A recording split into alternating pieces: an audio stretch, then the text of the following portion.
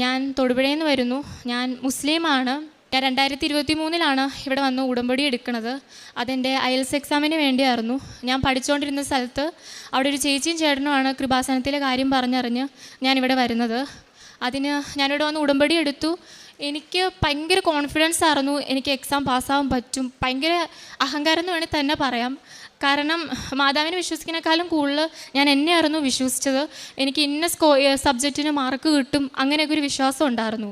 അപ്പോൾ റിസൾട്ട് വന്ന ശേഷം എനിക്ക് UK സ്കോറാണ് കിട്ടിയത്. പക്ഷേ എനിക്ക് ഓസ്ട്രേലിയൻ സ്കോറായിരുന്നു വേണ്ടത്. അപ്പോൾ എനിക്ക് ഭയങ്കര വിഷമമായി. അതിന് ശേഷം ഞാൻ മെല്ലെ മെല്ലെ ഉടമ്പടിയിൽ നിന്ന് മാറി തുടങ്ങി. എനിക്ക് വിശ്വാസമൊക്കെ കുറഞ്ഞു തുടങ്ങി. പക്ഷേ അവിടെ ഉള്ളവരെല്ലാവരും എന്നോട് പറഞ്ഞായിരുന്നു ഇങ്ങനെ പരീക്ഷണങ്ങൾ വരും, നീ വിട്ടു കൊടുക്കരുതെന്ന് പറഞ്ഞായിരുന്നു. പക്ഷേ ഞാൻ അതൊന്നും മനസ്സിൽ വെച്ചില്ല.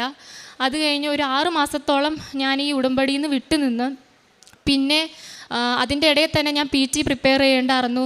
അതിന് കുറേ സ്ട്രഗിൾ ഉണ്ടായിരുന്നു. കാരണം ക്ലാസ്സിന് ചേരണം. അതിൽ ഞാൻ മാതാവിൻ്റെ കാശുരൂപം പിടിച്ചിട്ടാണ് എല്ലാ എക്സാം അറ്റൻഡ് ചെയ്യാൻ പോണത്. അപ്പം എൻ്റെ വീട്ടിൽ മാതാവിൻ്റെ രൂപമുണ്ട്. അന്ന് ഞാൻ അറ്റൻഡ് ചെയ്യാൻ പോകാൻ നേരത്ത് ഞാൻ മാതാവിനോട് പറഞ്ഞു എന്നെ ഒന്ന് ജയിപ്പിക്കണേ എന്ന് ഞാൻ പറഞ്ഞു. അന്ന് PT അറ്റൻഡ് ചെയ്യാൻ പോയപ്പോൾ ഞാൻ ജയിച്ചു. എനിക്ക് ഓസ്ട്രേലിയൻ സ്കോർ കിട്ടി. പക്ഷേ അപ്പോഴും ഞാൻ ഉടമ്പടിയിൽ നിൽക്കാത്തതുകൊണ്ട് എനിക്ക് അവിടെയും വിസയുടെ കാര്യത്തിൽ തടസ്സങ്ങൾ ഉണ്ടായിരുന്നു. അതുകൊണ്ട് എനിക്ക് കുറച്ച് ഗ്യാപ്പ് ഉണ്ടായിരുന്നുകൊണ്ട് ഞാൻ കൺട്രി ചേഞ്ച് ചെയ്തു. പിന്നെ കാനഡയിലേക്ക് നോക്കാമെന്ന് ഓർത്തു. കാനഡയിലേക്ക് നോക്കാൻ പോകുമ്പോൾ വീണ്ടും എനിക്ക് ഇച്ചിരിയോടെ സ്കോർ കൂടണം. അത് ഞാൻ പിന്നെ പോയി അറ്റൻഡ് ചെയ്തു.